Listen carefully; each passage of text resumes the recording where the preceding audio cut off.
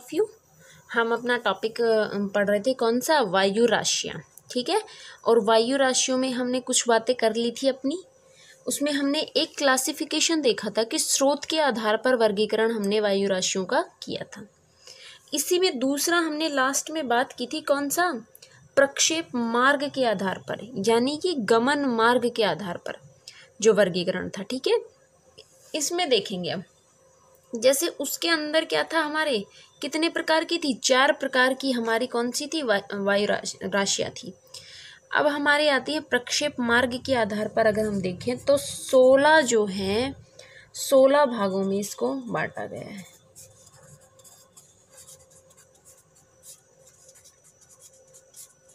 ठीक है।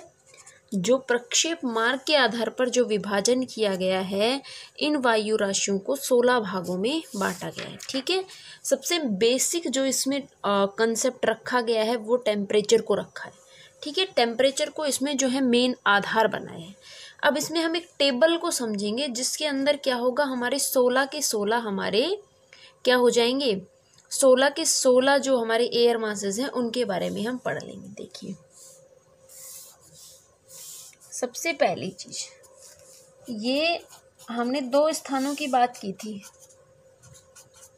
कौन कौन से? एक था पोलर यानी ध्रुवीय, ट्रॉपिकल यानी कि हमारा कौन सा था ये? ट्रॉपिकल, उष्णकटिबंधीय। क्लियर हुई? इसको हमने पी से बोला था, इसको टी से बोला था। ठीक। सिंबल देखेंगे, पी और टी देखिए। अब पी के अंदर भी आपने 2 चीज देखी थी, एमपी और सीपी, मतलब कॉन्टिनेंट पोलर और मरीन पोलर। टी में भी आपने 2 चीज देखी थी, मरीन ट्रॉपिकल और ये हमारा कॉन्टिनेंट ट्रॉपिकल। क्लियर हुआ? महाद्वीप और महासागर हैं ये। महासागर को हमने मरीन कहा था और महाद्वीप को कॉन्टिनेंट कहते हैं। क्लियर हुई? अब देखिए, जो अब एमपी है इसको फर्दर हमने 2 पार्ट्स में बांटा, एम पी और की, और एम पी और डब्ल्यू। देखिए, आप इसको समझना अभी हम इनके वर्ड्स को देखेंगे। यहाँ तक के सारे वर्ड्स आपको समझ में आ रहे होंगे, सी पी के और सी पी डब्ल्यू। सेम इसी में आ जाओ। अब कौन कौन से हमारे?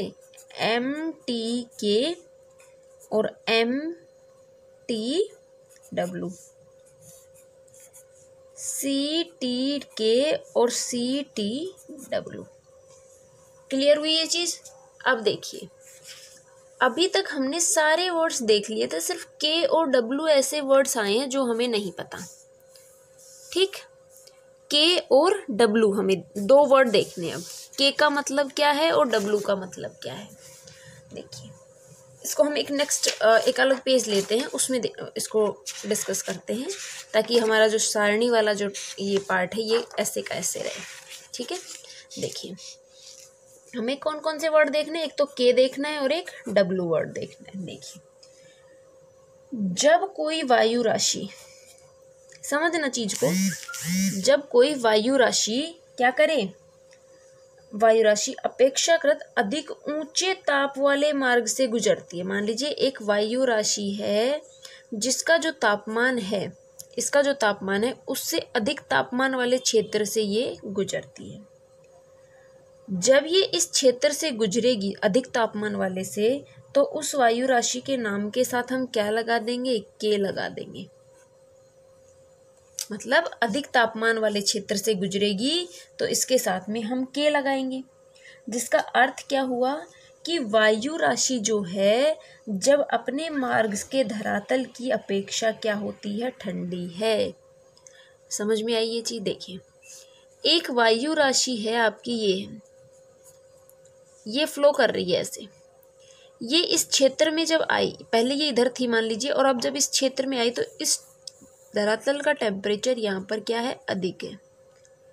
अधिक है तो ये वायु इस तापमान, इस धरातल की अपेक्षा ठंडी होगी कि नहीं होगी? क्योंकि यहाँ तो तापमान अधिक है और ये वायु जो है इसकी अपेक्षा ठंडी है, तो इसको हम क्या नाम देंगे? कोल्ड।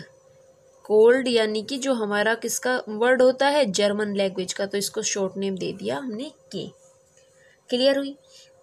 यदि ध्रुवीय वायु राशि, मान लीजिए ये हमारी पोलर वाला रीजन है, जो ये ध्रुवीय वायु राशि है, जब अपने निचले अक्षांशों की ओर बढ़ती है, समझ में आ रही चीज, क्योंकि अब यहाँ तो तापमान अधिक, मतलब तापमान बहुत कम है, और जैसे जैसे आप नीचे आते जाएंगे या तापमान बढ़ता जाएगा। जैसे यहाँ तापमान बढ़ता जाएगा तो उसके अंदर क्या होता है हमारा, कि इस वाले क्षेत्र को हम क्या कहेंगे, जब पोलर रीजन से वायु राशि निचले वाले अक्षांशों पर आती है तो उसको हम के वर्ड से डिनोट करते हैं। क्लियर हुई ये चीज, ठीक है। के वर्ड समझ में आया कि कोई भी वायु राशि जब अपने से अधिक तापमान वाले क्षेत्र से गुजरती है तो उसका तापमान कम होता है, वो ठंडी होती है, इसलिए उसको नाम क्या दे दिया, के नाम दे दिया। डब्लू वर्ड पे आ जाइए, के वर्ड समझ में आया, डब्लू पे आइए। डब्लू वर्ड क्या है, ऐसे ही हम डब्लू को देखेंगे कि यदि कोई वायु राशि, एक ये वायु राशि है और नीचे यहाँ क्या है हमारा, टेम्परेचर कम है, मतलब ये बहुत ज़्यादा कोल्ड है यानी ठंडा है, ये वाला क्षेत्र ठंडा है, और ये वाली जो हमारी वायु राशि होगी, ये जो है ये वायु राशि, तो अब देखो इसका टेम्परेचर इतना कम है, चाहे इसका कितना ही कम कर लो फिर भी ये इससे तो क्या रहेगी, गर्म ही रहेगी, रहेगी कि नहीं रहेगी। तो इसकी जगह हमने क्या नाम दे दिया, डब्लू यानी कि वार्म, इसको नाम दिया वार्म यानी कि डब्लू नाम। देखो दोनों चीजें सेम है, एक में बता रहे हैं हम के वर्ड और एक में बता रहे हैं डब्लू वर्ड। के का मतलब कोल्ड और डब्लू का मतलब वार्म, वार्म मतलब गर्म और के मतलब कोल्ड यानी ठंडी। क्लियर हुई। जब एक वायु राशि ऐसे ठंडी है और उसके धरातल का टेम्परेचर अधिक है तो उसको हम किस नाम से देंगे, के नाम से, सिंपल भाषा में समझे। और जब नीचे धरातल का टेम्परेचर बहुत कम है, मतलब बहुत ठंडा है, और जो वायु राशि है वो थोड़ी गर्म है, तो उसको हम देंगे डब्लू नाम। क्लियर हुई ये चीज़, ये चीज़ को यहाँ रख दीजिए। जब मरीन पोलर कोल्ड यानी कि जो महासागरीय, जो ध्रुवीय ठंडी वायु राशि, क्लियर हुआ, महाद्वीपीय महासागरीय ध्रुवीय महासागरीय गर्म वायु राशि, ऐसे इनको नाम दे सकते हैं ना आप। सिर्फ आपको इनके नाम याद रखने हैं और कुछ नहीं करना है, ठीक है। और इनका क्लासिफिकेशन इस प्रकार से ही आपको देखने को मिलेगा, बुक में आपको एज इट इज चीजें मिलेंगी। क्लियर हुई। अब देखिए आगे, अब जो ये वाला पार्ट आया इसको आपने फर्दर 2 पार्ट्स में डिवाइड कर दिया। देखिए MPKS, MPKU, MPWS और MPWU, ठीक है। ऐसे ही हम सबको लिखेंगे, CPKS, CPKU, CPWS, CPWU, MTKS, MTKU, MTWS, MTWU, CTKS, CTKU, CTWS और CTWU।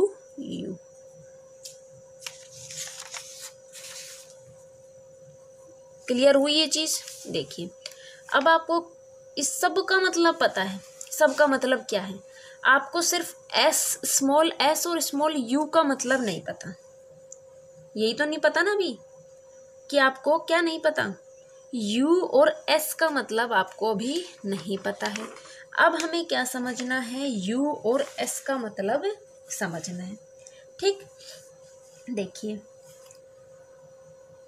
इसको भी हम अलग पेज पे लेके समझते हैं। ये ले लिया आपने s और ये ले लिया आपने u। s मतलब स्टेबल, u मतलब अनस्टेबल।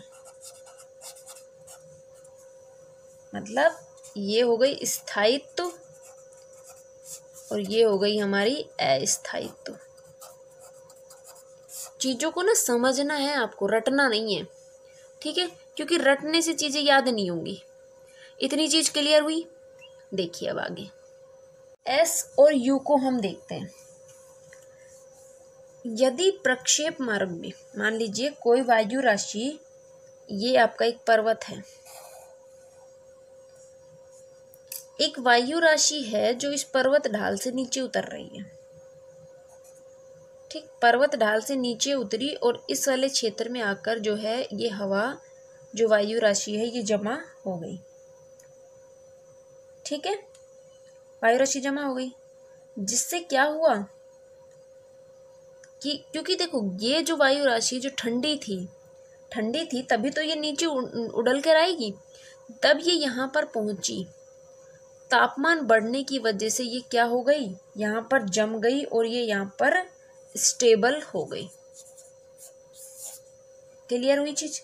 देखिए वायु राशि किसी पर्वत के ढाल से जब नीचे उतरे तो वायु जो है वो नीचे बैठने लगती है, ये हम जानते हैं कि वायु नीचे बैठेगी, जिससे क्या होगा, तापमान बढ़ने से वायु क्या हो जाती है, असैचुरेटेड हो जाती है, मतलब असंतृप्त, यानी कि सैचुरेटेड जब हो जाती है तो वायु स्टेबल हो जाती है।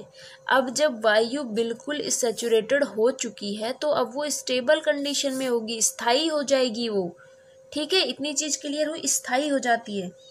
और जिस वायु राशि के ऊपर से उतरने के कारण हमारे पास स्थायित्व उत्पन्न होता है, उसके साथ हम किस वर्ड का यूज करते हैं, स्मॉल एस का, मतलब जो वायु राशि स्टेबल अवस्था में आ जाती है उसको हम एस के नाम से जानते हैं।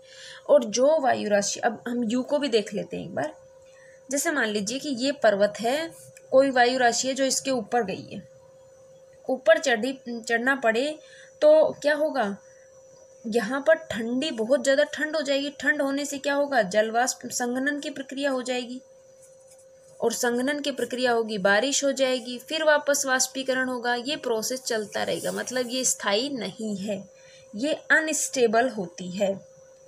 क्लियर हुई चीजें। देखिए स्टेबल वायु, देखो स्टेबल आप किसको समझते हैं, आपने एक चीज ली, ऊपर फेंकी, आपने ऊपर फेंक दी तो क्या वो चीज कहीं पर जाकर रुकेगी, नीचे तो आके रुकती है। ऊपर आपने किसी चीज को फेंका तो वो वहां जाकर क्या हुआ, मान लीजिए आपने क्या किया कि गुब्बारा लिया, आपने नीचे से ऊपर छोड़ा, वो इधर उधर घूम जाता है, वो स्टेबल नहीं है, वो क्या हो गया, प्रक्रिया चलती रहेगी उसकी, कभी वो नीचे आएगा, कभी ऊपर जाएगा, कभी नीचे आएगा, फिर ऊपर जाएगा, इस तरीके से चलता रहता है ना उसका प्रोसेस। आप लोगों ने पतंग का भी देखा होगा, उड़ती रहती है, फिर आ जाती है, फिर उड़ती है, फिर आ जाती है, देखा है कि नहीं देखा है, वो वाली प्रक्रिया हो गई अनस्टेबल वाली। एक आप देखिए, आपने देखा कि एक बहुत बड़ा पत्थर था जो पहाड़ से गुड़ करके नीचे आ गया, बहुत बड़ा पत्थर था, एक चट्टान थी बहुत बड़ी, और पहाड़ से या पर्वत से नीचे उतरकर वो मतलब लुढ़कते हुए नीचे गिर गई। तो अब आप उसको क्या कहेंगे, वो आकर नीचे जब तलहटी में आएगी तो वह वहाँ पर जमा हो जाएगा, रखा जाएगा, ठीक है। तो अब क्या वो वापस वहाँ से उड़कर ऊपर चला जा सकता है? अब वो जो रॉक है, जो चट्टान है, जब तक आप उसे नहीं हटाएंगे वो वहाँ से नहीं हटेगी। क्लियर हुई चीज़। तो वो हमारी कौन सी हो गई, स्टेबल हो गई। अब देखिए ये आपका पूरा प्रोसेस, इससे ये वर्ड्स क्लियर हो गए आपके सारे, ठीक है। इनके जो है फुल फॉर्म, जो नाम के साथ में आपको फुल फॉर्म एक लिस्ट मिल जाएगी उसमें नोट्स के अंदर। ये आपकी थी पूरी वायु राशियाँ। क्लियर हुआ? बाकी की बातें हम नेक्स्ट क्लास में करेंगे। Thank you.